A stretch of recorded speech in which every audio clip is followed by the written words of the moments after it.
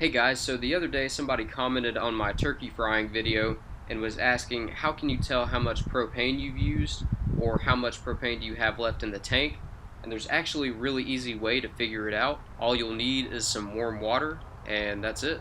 So what you'll want to do is run the warm water over your tank for a few seconds and then you'll run your hand down your tank and you'll be able to feel wherever it's still cold is where the propane is, because what happens is the propane absorbs the heat from that water. So as you run your hand down the tank, you'll feel where it's warm, where there's no propane, and then as you run your hand down, you'll feel where it's still cold, and that's where your propane level is. So I bought this propane tank brand new, and I've only used it to fry turkeys. I've fried 3 turkeys with it. Each one took about 45 minutes. So as you can tell where my hand is, that's about how much propane it's used for a little over 2 hours of use, and most of that time the flame was on full blast. So you can kind of divide that level into 3 and kind of see how much you use to fry 1 turkey. And looks like I've still got a few more uses left in it. So give this video a like if it helped you, subscribe, and check out my turkey frying video where I'm using this very propane tank. I'll put a link in the description and the comments below.